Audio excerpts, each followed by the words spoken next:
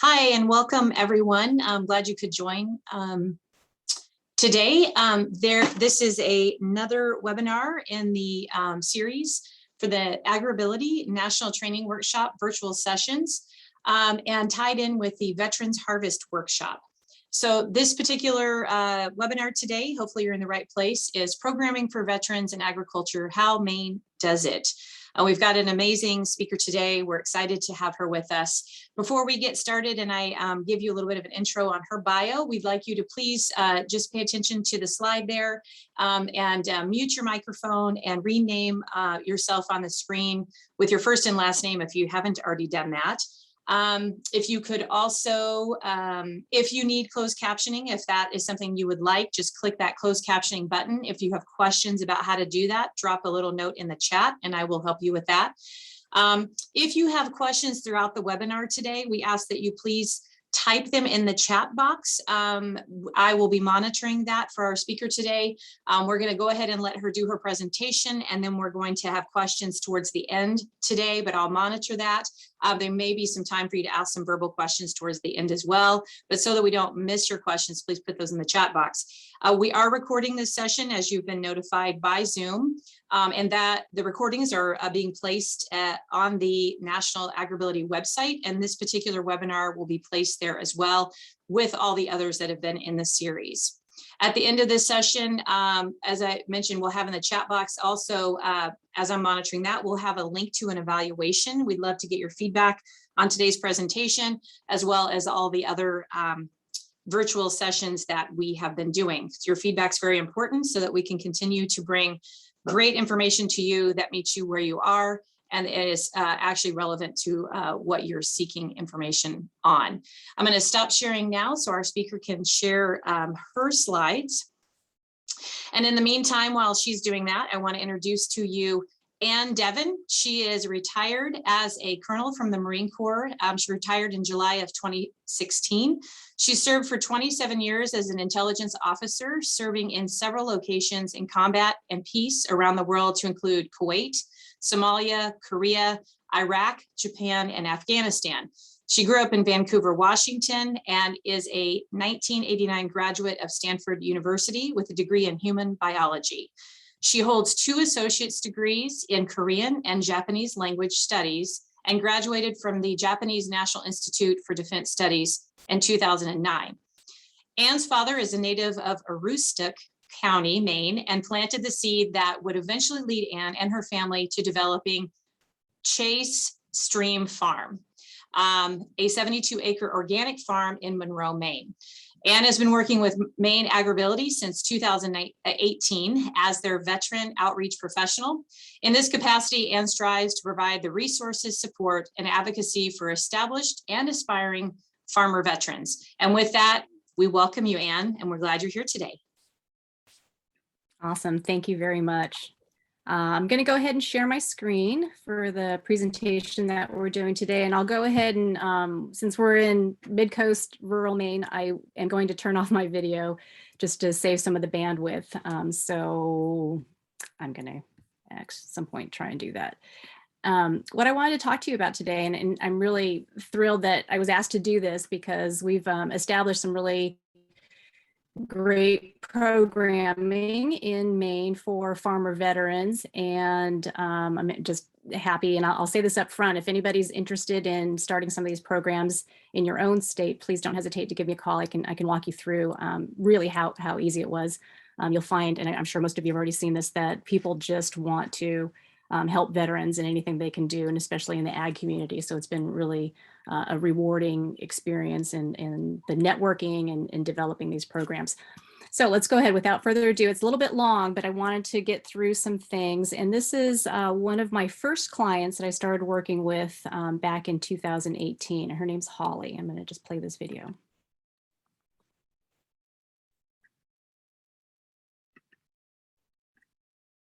And can you guys all see that? Yes, we can. Okay, great. Yes. I was Army nurse, and after my deployments, I was having a lot of problems with PTSD and anxiety, and I guess the only thing that really made me feel calm was to be out in the garden. So I did a lot of gardening in Kennebunk, and we were only on 1/3 of an acre, and we outgrew that pretty rapidly. And so we decided to come up north and buy some land so we could do some larger scale farming. So we got this 25 acres. I called AgrAbility because I was having some health problems and it was a bit getting difficult to do some farm work. But it actually, when she came up here, we went a different direction, and we talked about the food truck as a possibility, and it was nice to finally hear someone say, I think that's a great idea, you know, and to kind of give that encouragement after all the, nah, that's never gonna work, no one ever makes money at that. This area is considered a food desert. One, it's a very short growing season, but I think it's very doable. We have plenty of land up here, and water. So Anne from AgrAbility came down to visit the farm and encouraged us to move forward with the food truck. She got us connected with CEI, it's Coastal Enterprises Incorporated, and we set up a whole business plan. And really, we didn't expect that it would happen this year. We did the work, it was a lot of work. Pieces just kind of kept falling into place, and when we presented it to someone, they said they would help back it. So it was about half the money came in through someone who thought the business plan was a good idea. We have pigs, which are the Mangalitsa pigs, also known as the Hungarian hairy hog, and we raise those for meat. We make chorizo out of them and carnitas for the food truck. We have chickens, so we sell our eggs at one of the local markets. We have about 40 to 50 of those. And then we also have rabbits. Oh, there may be the bandwidth issues. All right, let me see if I can get out of that and get back to the my briefing. That we raise for meat, and we have rabbit tacos on the food truck also. It's very rustic, it's very basic, but it's very quiet. All right, that's nice. I think you guys get the idea there. I'm going to go ahead and exit out of that and get back into the slide deck. So that was just, you know, again, I was really lucky to have had that kind of success from the get-go, but I think you can find a couple of things in that video. Identified that one, Holly didn't have a physical manifestation of her challenges, but you know, it was she had some PTSD and depression that she was dealing with. And a lot of the veterans that we're dealing with, the business skills just are really lacking. And so that's kind of what led us into a lot of this programming that I'm going to discuss. So the first thing that we had to do is just identify what the population was and to understand the population. So back in when I started working with AgrAbility in 2018, just, you know, fortunately the ag census had just come out. So we had a really good snapshot of what the population of veterans was that were actually involved in agriculture were. And so that allowed us to kind of do some outreach. We did have an organization, or we do have an organization in Maine called the United Farmer Veterans of Maine.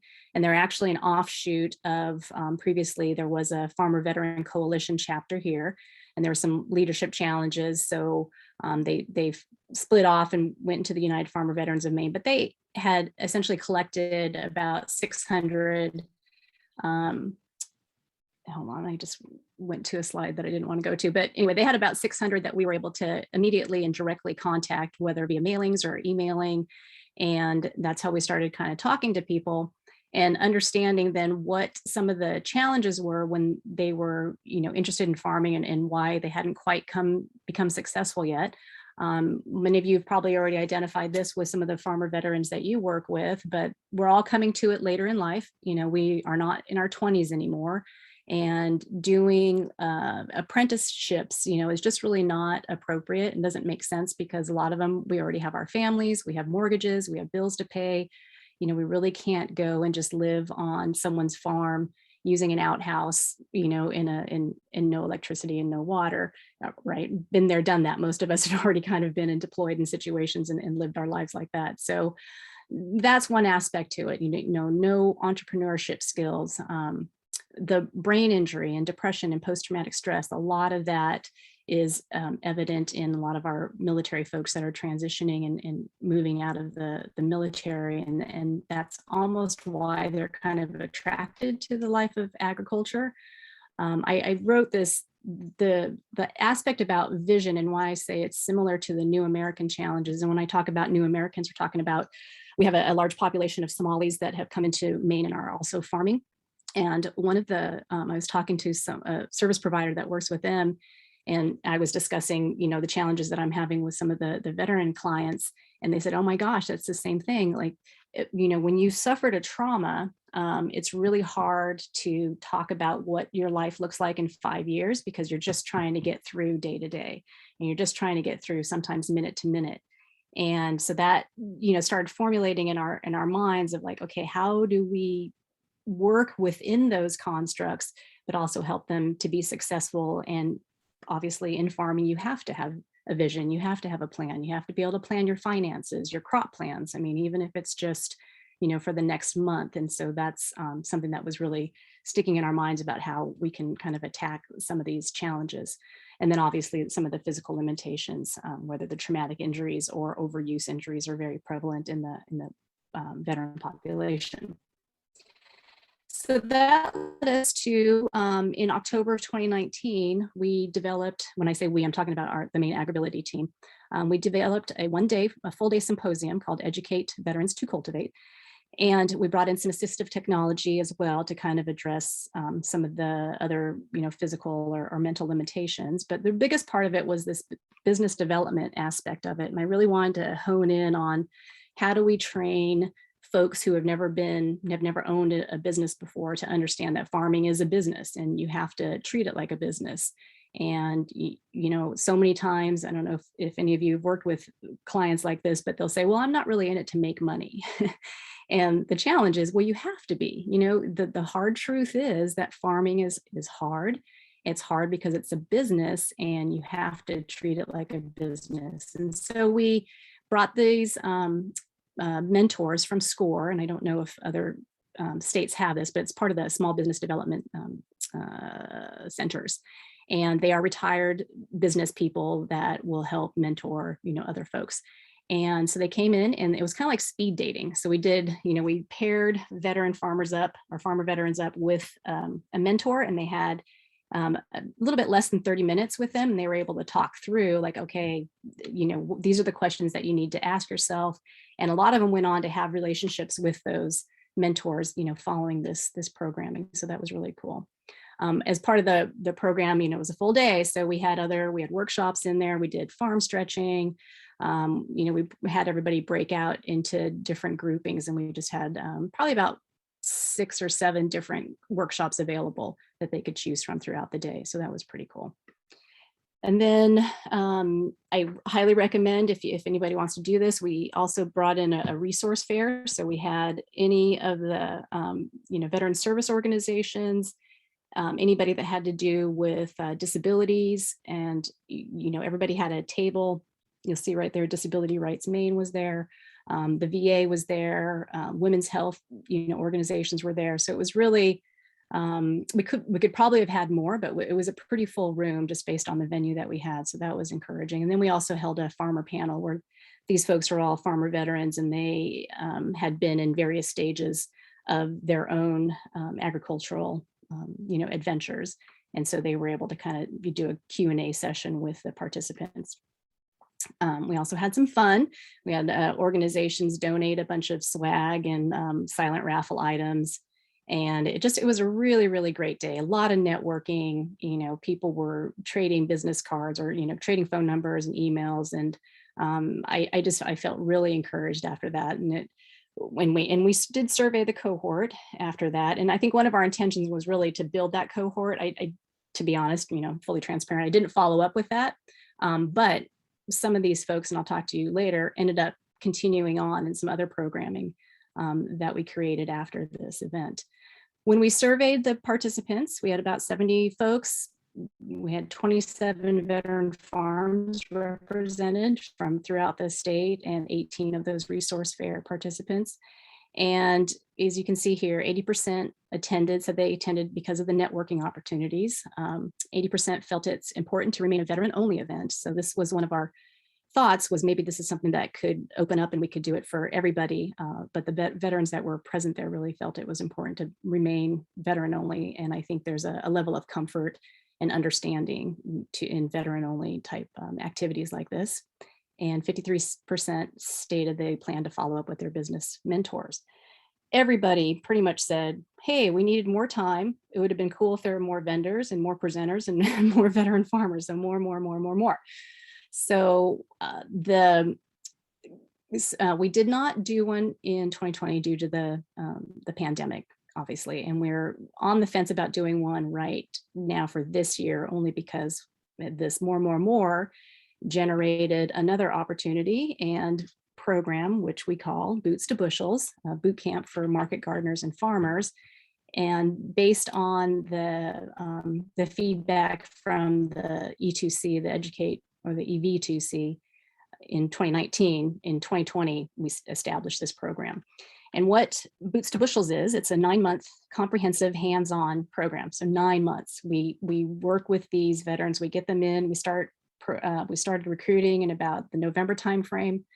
And for 2020, for our first one, we had over 20 some participants sign up to do the program. So this is the beginning of the pandemic. In January, we started with classes twice a month, and we were doing them in person at the time.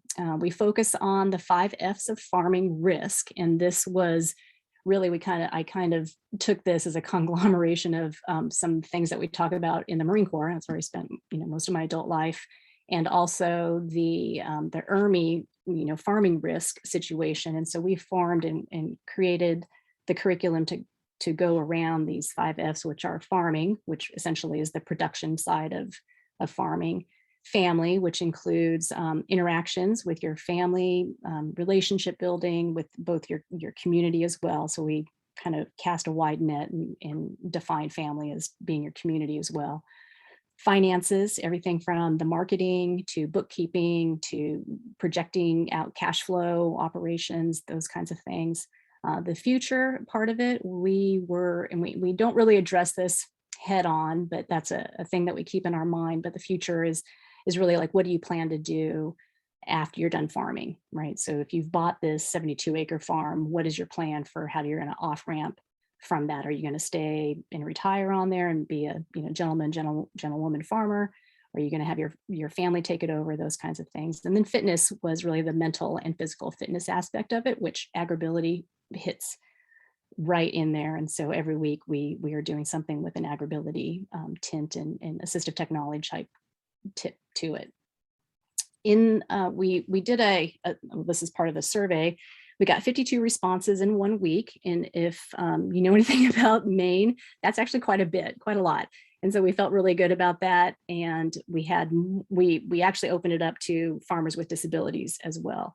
And so the results of that essentially were that many of the people taking the survey were within 0 to 5 years of having any farming experience. And there's the next one. I feel like I missed something. I don't know how to go back, you guys. Oh, here we go. Yeah, there we go. And then some of the other aspects that we saw in there, that over 50% indicated that farming knowledge and skills pose the greatest need. 73% identified physical challenges as a barrier to their success.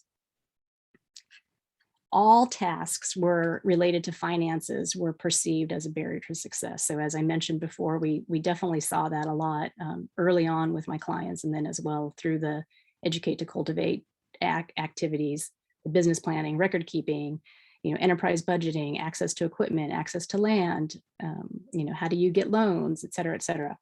And then over 80% identified marketing and time management as moderately or very challenging.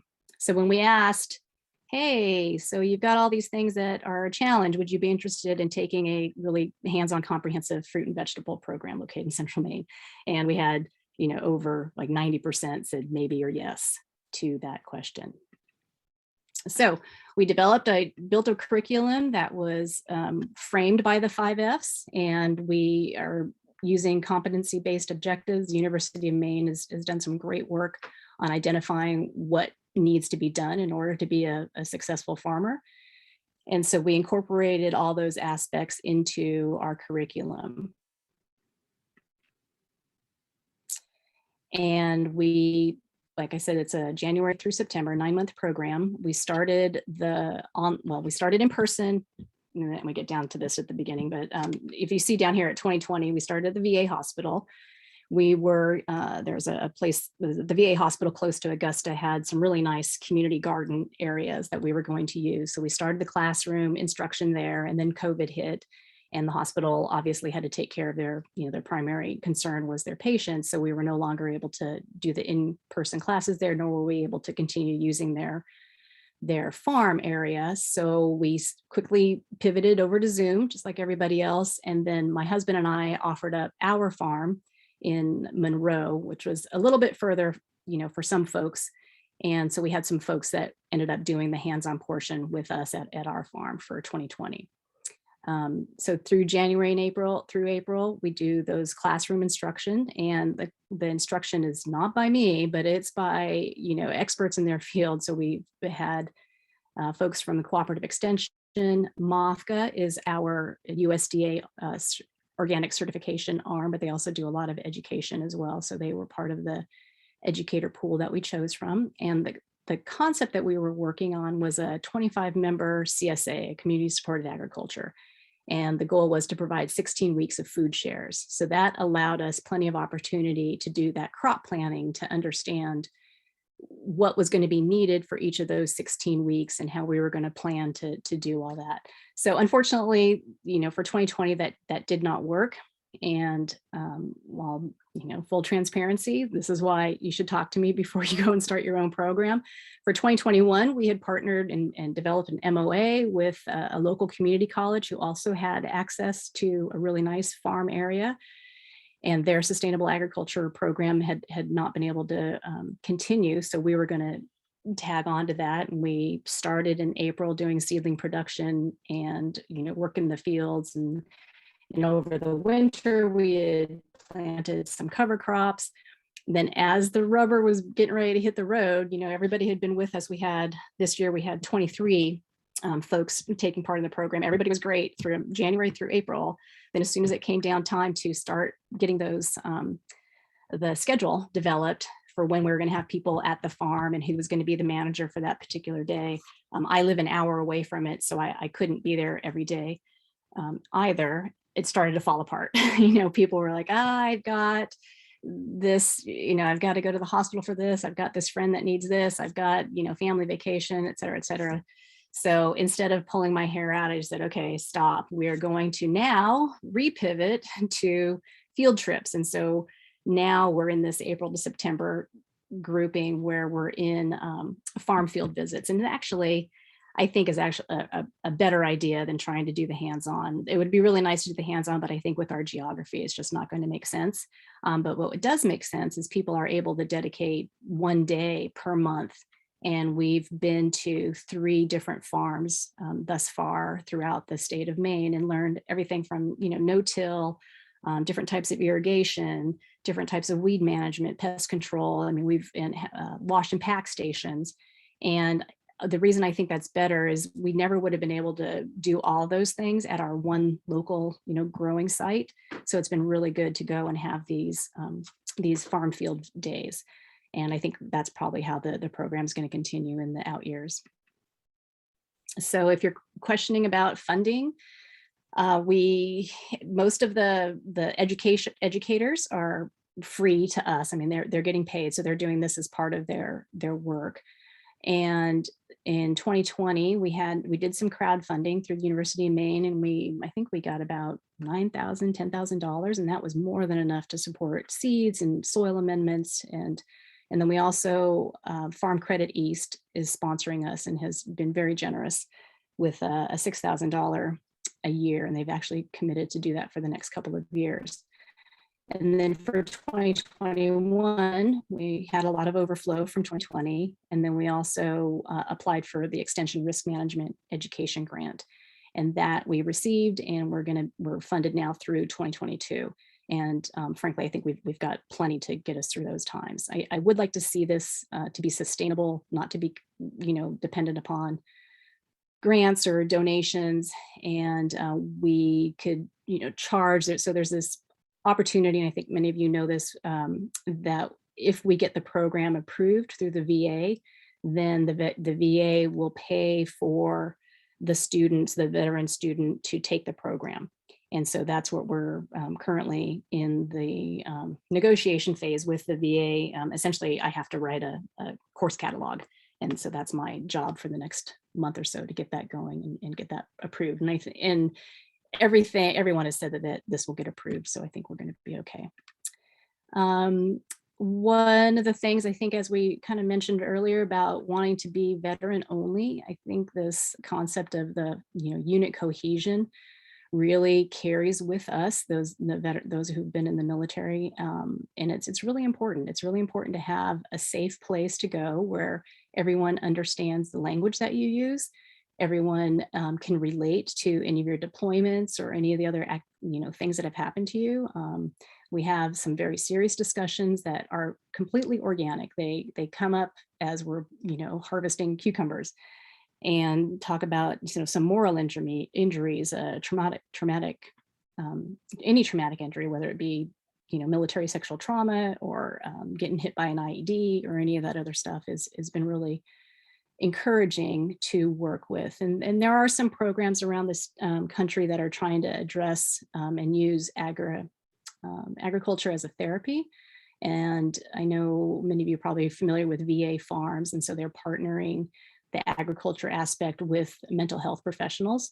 And I think there's a lot of value in that. There's also just a lot of value of people who are just people and friends and just talking and kind of working through some of their issues together. We share tips, ideas. We have a private Facebook page, and everybody kind of checks in on each other. They post pictures of everything they're growing at their farm. Every time we do a farm field day, obviously I post all the pictures. The group kind of, developing this cohort kind of helps us to do group bulk purchases. And we did that last year with some turkeys. There were, a group of us that really wanted to get some turkeys. And so we were able to get some good pricing on that. Obviously the peer-to-peer mentoring really is invaluable. We haven't done this yet, but I always have in my mind that I would like to include some different workshops as we're at these field days or in class or whenever we can get back to in-person stuff. But I think, yoga and cooking and mindfulness and those kinds of things would be really powerful to have as part of this program as well. And so I'll kind of finish up. This is great. We're going pretty quickly. Just so, it's not just me talking well about it, but some of these comments that we've gotten from the participants, whether it's on Facebook or privately or email. And, obviously I'm going to pick all the great stuff, but it's been informative. The pandemic's been difficult, but the Zoom meetings and recordings allowed us to learn new skills. We're looking forward to continuing. Learned a lot. The King Hill farm visit, that was where we did a wash and pack. They did a wash and pack tour, which was really phenomenal. I learned a lot. And I think with those, those things are always really good. I had one more. Oh, this is my favorite. So this is a gentleman, I won't mention his name obviously, but he's an older generation Vietnam era veteran. Suffered traumatic brain injury and really struggles with vision, pretty much struggles with everything. But God bless him. All he wants to do is farm. And he has pigs, and he's had, cattle, he's had sheep. And he's for some reason, he really wanted to start doing vegetables, although he claims all he wants to do is be a dairy farmer, but he keeps going into the vegetable world. And so he joined the program B2B in our first year. And his wife actually wrote this, and she wrote, "My husband's budgeted for seeds, will be buying them this week, is determining what will probably sell, planning the plots for the greenhouse high tunnel, and wants to sell CSAs. Who is this new man? Thank you, Boots to Bushels class sponsored by AgrAbility." I'll hold that one dear forever, because I still, I'll go over there and visit his farm. I was just there a couple of weeks ago, and it looks great, and he's got CSA customers and he's happy. And we worked it out so that she is a little bit more involved in the agriculture aspect of what they're doing together, because previously it'd kind of been at odds. And so it's a good thing to be doing. And with that, some cool pictures. This was at one of our field days. This is the farmer, and he's showing us his BCS. And so everybody got a turn on how to walk with it and how to, learn how to use it.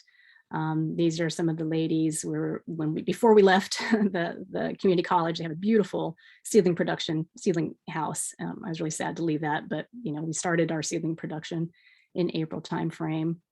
Over here on the lower right is a tractor safety class.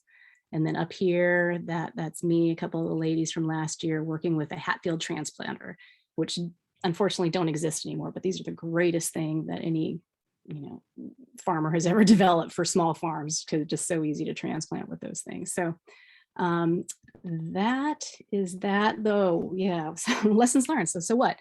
So, if you are contemplating developing any of these programs, business skills for farmer veterans, I really think that's still at the top of the list of needs. I mean, if you can teach folks how to really understand marketing, understand the community that they're trying to sell to, the population they're trying to sell to, and then the bookkeeping just really knocks people for a loop. I'm a QuickBooks geek only because I love it. I mean, I've just had, who isn't a QuickBooks geek? I mean, it's amazing. So, try to teach that to a lot of my farmer friends on how to manipulate that. And so it can tell you not just getting you ready for tax time, but also helping you make decisions for the future. Geography matters. We've got a big state, and it just doesn't not make sense to have one central location that everybody can come to every week. It just wasn't going to happen. So I think that's still up in the air. I haven't we haven't really formally slapped the table with my leadership about whether or not we're going to just continue the farm visits monthly, but that would be my recommendation. Virtual classrooms still make sense. I think, again, kind of back to that geography matters. I honestly think we may just continue doing the Zoom classrooms, and maybe once before the growing season starts, get together as in person, because I do really believe, though, that the relationships and the networking happens best when we're in person. And life can get in the way of best intentions. So I just have to learn to be flexible. There's going to always be something that comes up. And that's good. Some of them had, things that they were doing on their own farms or moving, in their own direction with their business. So that was a very happy, actually, moment to say, okay, go, you're good. I'm glad we were able to help you kind of get there. Take into consideration all the health issues, whether it be depression, PTSD, and honestly, the depression and PTSD also was part of that getting in the way of best intentions. We'll have some folks that one gentleman in particular was like, well, I can't get out of bed until noon. Can we start farming at 1? And, in the hottest of days, and many of you know that starting farming at 1 o'clock is just not a good idea for health reasons and I guess all the other issues. So, sometimes maybe that this just might not be the right industry for that person. And then as we talked about a lot, the reimagining the hands-on opportunities. So I think we're reimagining them to monthly farm visits and, try to maximize the ability of people to see what we've been talking about in the classes. I think is very helpful. And with that, I'll go ahead and let's do questions, Deshauna, and then I can show that video later if anybody's interested. I'll stop sharing now. Sure. So it looks like there's just one question so far in the chat. So if folks want to add those there, feel free, or maybe we can do some verbal questions. But one here is, what ways do you work AgrAbility assessment kind of / AT assistive technology recommendations in with the program participants? That's a great question. Thank you, because I probably should have spoken about that. So every week, we try to, as much as possible, or every time we get together, whether it's online or in person, one of the AgrAbility staff and OT will come and we have a presentation on different types of assistive technology, different ways to adapt equipment, depending on if you have arthritis or back pain, et cetera. And so we're able to do that. Now, formal assessments, however, if this is a great inroad, not all of the participants become AgrAbility clients. So this is kind of an offshoot of, AgrAbility supports it, but we're not really funded by AgrAbility per se.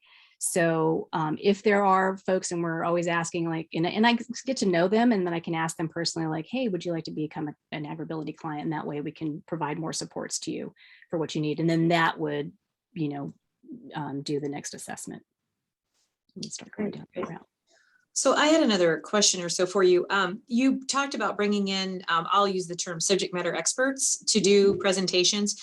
In addition to Cooperative Extension, did you have, and Small Business Development Center, it sounds like, did you also have some other agencies like Farm Service, or what other types of agricultural agencies did you bring in? Yep. So for us, it was just the Cooperative Extension and MOFGA, so Maine Organic Farmer Gardeners Association. Between those two, I have every topic that you could ever imagine covered.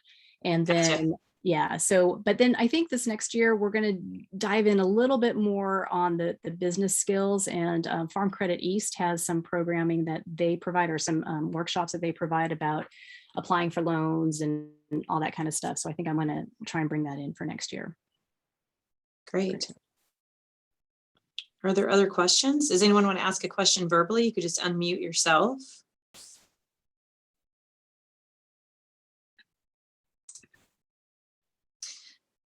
While you're thinking, I might ask one more, and that is, so you had talked about, working with VA for a catalog, to have them recognize your program. I was just curious, are there other agencies that you're thinking about approaching, and or is it happening now that they would see this particular coursework as a prerequisite to something for either funding or, other engagements, knowing that they're getting extra knowledge within this field of study? We have not. I mean, I think that's a great path to go down. We are, the university is looking at doing micro credentialing. And so I think our program would be perfect for that. So you would get some kind of certification. Right now, they'll get a certificate of completion. And within our community, I can promote that with my farming peers and say, hey, these people have been through all this type of training. You can hire them, and, and they should be, 80% there. So we can do that in a small scale, but yeah, I think you're absolutely right, Deshauna. I think there should be a way to do that, and I just haven't attacked that yet. Nope, that's excellent. Excellent. Other thoughts or questions? Does anybody want to start one up in their state? I do. It's really easy. I mean, because nobody will say no, as long as you've got it kind of laid out, and you just approach the right folks, and everybody's like, okay, yeah, call me back next year. And yeah, so it's been really gratifying. Okay, well, if we don't have any other questions, and if you guys want to see a video, it's a little self-promotion, but it's something that we're going to use for, I guess, marketing, really. How do I get it? So there is a quick question asking if you would post your email, which we have a contact info. One of the other states, Michigan's interested in doing some follow-up. Awesome. Yeah, it's anne.devon@maine.edu. And maybe before you do that, and I'll just mention the slide that's up right now. Actually, can you go? This is you're sharing that, right? And you have the other slide, which I could put up as well. But the other slide has the link if you have it, or I can post it. It has the link to the evaluation. Kate has posted in the chat that evaluation link for us. So if you could, at the end of this session, take a moment to click on that evaluation and give us your feedback. We'd greatly appreciate it. And then there was a question about where we can get a copy of the presentation. This particular webinar will be posted online on the National AgrAbility website. So that's the recording. Anne, are you willing to share your slides? And I think that that's happening. So we'll have that posted as well. And do you have that other slide? But I think we're okay there. The link is now in the chat, so great. And also was posted in the chat, the archive link as well, which is actually on that other slide. Thank you, Paul, for posting that. So Anne, did you want to show that video or see if we have any other questions? We're up for it. Yeah, absolutely. Share sound. And there's probably going to be like some kind of advertisement. Yeah, there's going to be an ad first. Sorry, we'll have to bump through that. I'm going to turn my video off.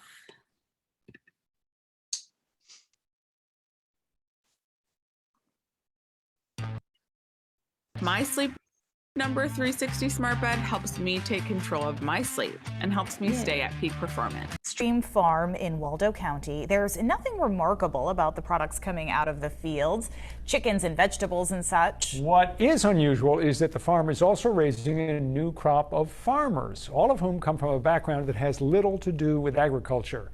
207's Peggy Kaiser and photographer Kirk Creddy traveled to Monroe to learn about the Boots to Bushels program, and Peggy is here now with more. Peg? Rob and Amanda, the farm's owners, Ann and Tim Devon, are military veterans who had spent little time in the world of farming. Now a bit more seasoned, they've made their share of mistakes and are eager to help other veterans learn from their experience. 6 years ago, Tim and Ann Devon stepped away from the Marines and onto this 72-acre farm in Monroe, knowing almost nothing about farming.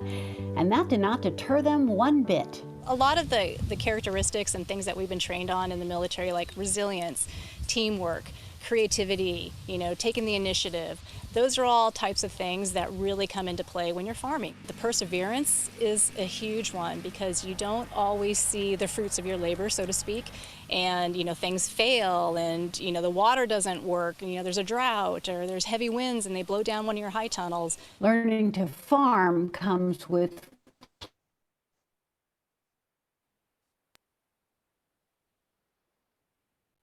plenty of challenges. Ann works part-time with Maine AgrAbility, a collaborative project dedicated to helping farmers, fishermen, and forest workers work safely and more productively. Started working with veterans, and as I started having more and more clients, it really became apparent that a lot of the struggles were traumatic brain injury related and PTSD and depression related, which made it really hard to do any planning. Like if you wanted to be a farmer, you have to be able to plan your crops and your finances. As their veteran outreach coordinator, she first launched a program called Educate to Cultivate, teaching the basics of the business side of farming. It was so well received that the program grew to this, Boots to Bushels, a comprehensive, hands-on 9-month program teaching veterans how to farm. I think for a lot of military folks, and if you talk to some of the other participants, it's very common for us, because we're older as we come into this farming industry, we think we're smarter, we're like, oh, we can figure it out. And so many veterans will jump into doing 5 to 10 different enterprises on their farm, and we were no exception. We had broilers for chickens, we did pigs, we had sheep, we had bees, we did maple syrup, we did the vegetables, we did the fruit, and we burned, ourselves out. And so now it's just trying to figure out where that sweet spot is. And helping others find their sweet spot. Boots to Bushels puts veterans who want to farm right in the field, learning about planting, soil conditions, and equipment. They start midwinter, and by May, they are in the fields once a month, tackling a specific topic. I think this is our 5th year, 6th growing season. It didn't look like this when we got here 5 years ago, that's for sure. I think one of the things that we thought might be interesting or of value would be to take a look at how we irrigate. Today's topic, getting water to crops. Righty tighty, lefty loosey, right? Overwhelming unless someone who has done it Just leave it like that. shows you how to set up valves, One for the wing. figure out water pressure and flow, That's it. lay drip lines, and attach end caps. Janae Gregory bought a 25-acre farm with her wife and is farming now. She took this course last year and is back to learn more. Her military experience left her with PTSD and a traumatic brain injury. Some of the things with farming are totally overwhelming once you get into them. It's like a snake's nest. So being able to get a farm up and running on your own during a pandemic was like so difficult. I don't know if I would have given up, but I wouldn't have gone up to the scale I have. And just learning this today, it's simple, right? Now I feel confident to go home and actually put in my drip irrigation. So I'm happy, so happy about that. Marcel Montaigne is a Navy vet. His wife retired from the Air Force. They bought a farm in Parham, about a half-hour northwest of Caribou. Part of what he's taken away from this class is learning what not to do. I think it's important to start off small.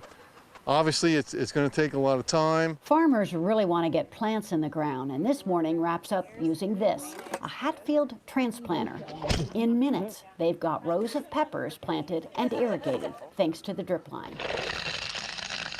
Ann and Tim hopes Boots to Bushels will give these veteran farmers the tools to translate military experience into farming success. It's the plan of attack. You still have to, plan your attack on how you're going to grow everything and get things done. Because at first you're like, I'm going to do maple, I'm going to do bees, I'm going to do everything. Oh my goodness, And then reality slaps you in the face and you're still trying to figure out how to dig the ground up, Tim and Ann have been incredible in helping. We, by no stretch of the imagination, are experts, but I know the experts now. I know who to reach out to, whether it's my peers in the farming community or instructors from MOFGA, instructors from the University of Maine Cooperative Extension. Our whole lives have been about service, and now it's about serving our community. There's no better community for me, right now than the veterans. Now, at the moment, the Boots to Bushels program is funded by grants, and is hoping to see programs like this. Thanks, Peg. All right. Thanks, you guys, for letting me share that. They did such a great job with it, and it really captured a lot of what we see, through the programming. Thank you. Someone asked that if you could post the link in the chat, that would be helpful, just because it sounds like maybe there were some folks that might have had a bandwidth issue, so they could just pull it up independently. Okay. If you don't mind doing that. Yep. Let me try and figure out how to do that. Okay. I got it. If you're seeing the chat there's some comments about, so Michigan as well as Tennessee has said they're interested in the program, and they have excellent resources, but it was good to get some of the nitty gritty. All right. There's the link. Thank you for posting that. Yeah, thanks, Steve. Absolutely. I mean, you can do it. It's just connecting the dots. All the information is there already, and you probably already have the networks and know who to address, and ask to help out. And yeah, I'll share our curriculum. It's all good. So who can you guys just reach out to me independently, or Deshauna, do you want to take everybody's information, send it to me? Yep, we can do that. Whatever way, yeah. Excellent. Is there any other questions? We have a few more minutes here. Just unmute or chat if you don't have audio. Henry. Hello, how you doing today, Ann? Hey, I'm actually a retired veteran, and we actually are taking over a 25-acre farm in South Carolina, nice. Which has a lot of greenhouses and farmland. We have over 50,000 acres, 50,000 square feet of greenhouses. I know nothing about farming. So I took over in November, and it has been a challenge for me with the pandemic. There's a lot of people that say they will help, like USDA and NRCS, but actually trying to get that physical help from them is really hard. So yeah. With your program, we're trying to do the same thing here. We're actually setting up a system where we're going to teach veterans how to grow hydroponic, aquaponics, those type of mediums here also with the farm. So I'm very interested in learning what you did, some of the challenges that you had, because I'm having some of the same challenges with resources, finance, and getting doors open. Okay. Yeah. Let's talk, and we can brainstorm how to do that. Yeah. I've already got some questions like, why is your cooperative extension not helping you? So, it may just be a matter of like knocking on their doors and being the squeaky wheel. Yeah, that's what I've done, and I'm gonna have to do again. Go knock on the doors a couple more times. So, but it's getting there. It's been a slow process. Yeah, I know. It is. But yeah, no, definitely. Let's talk and let's brainstorm. Let's get you guys going. Okay. Cool. Thank you.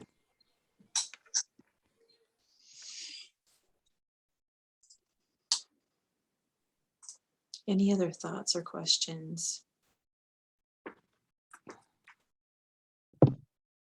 Let me unmute. Can you hear me? Yes, we can. Hello, Annie.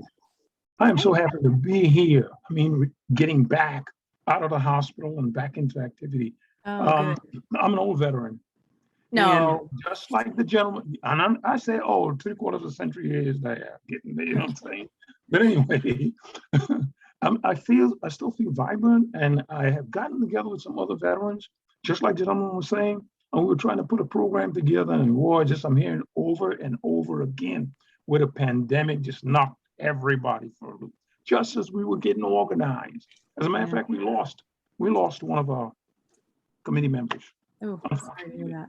There was 8 of us. We're down to 7. Pandemic took one of us out. But anyway, we're just trying to get back together and get organized. And we're having a very difficult time, very, very difficult time. Folks are even scared about the new version that's coming out. And they're not willing to really come together like we were. We had everything set up and ready to go. All we needed was some funding to get the plot cleared and get some activity going. And then it knocked that all out. I'd like to get with you, get your address and number or whatever I got to do, close loop with you, bring the committee into it so you can help us point the way to where we need to go with this. I'd love to. Absolutely. Thank you. Do you how tech savvy is your group? I mean, are you guys comfortable doing Zoom? We do have. Well, I was in communications in the military. That's what I did. I taught electronics at Fort Gordon. As a matter of fact, that's why I retired in Fort Gordon, Georgia, around that area. And I heard you mention some things about Georgia. I'm interested in those. I want to know what happened or what's going on down there, because I have not been able to get with any of the veteran programs there to help establish. We were doing this on our own. Brothers from across the river in North Augusta, some of us in Augusta, Georgia, but have not had any help from any of them. So I'd like to talk to you about some of those, bring the committee on board and see what we can do to help us get organized, get things off the ground. Very difficult after the pandemic to get back on launch pad. Okay, I am putting my phone number and email address in the chat just one more time. So Good. Grab that. Yeah. Right. Okay. And then it Maine AgrAbility. Yes, I've got it. So that's 307-505. Let me scratch pad that. Keep it up there for a minute. Okay. Let me scratch pad that. Put it up again. Can you see it? Okay. I missed the phone number. Okay, can you go into do you know where the chat is? Yes, I see it right here. Yeah, just hit that chat button, then all the chats come up. Okay, yeah. Okay, I see me on the right, and it's right there. And there was everyone, 27505. Okay, good, thanks. And I am so happy to be here. Like, I was in the hospital for I missed 2-3 of the sessions because I was in the hospital. I just got out and I'm back, and I'm happy to be in. With this session, I learned a lot. I'm hoping to be able to close loop with you. And, like the gentleman was saying, Mr. Henry, Mr. Jones, same thing, same problems that we're having. Okay, yeah, let's figure out what's going on. Okay. And Duke, did you say, Ann, you might know, did you say where you were? Are you in Georgia? Is that your location? Where are you located? What state? Oh, you're talking, okay, yes. Yes, I'm out of Georgia. I'm in North Carolina right now as we speak at my daughter's house, talking to you. But the organization is in Georgia. Gotcha. Augusta, Georgia, North Augusta, across the river. We've got a big old farm out there with about 25 acres of land, that we're willing to work with. One belongs to one of the veterans. Gotcha. I don't know if you can still see this chat, but someone put, Duke, you are an inspiration. Yeah, well, I've been through quite a bit. And like most veterans, we're here. And I really believe, not only that, when I said been through a bit, I was 67 years old when I went back to school and finished college because I couldn't do it while I was in the military. And finished school, graduated, and went straight into a graduate program, became a counselor psychologist. So I've got that in my background to be able to help the veterans.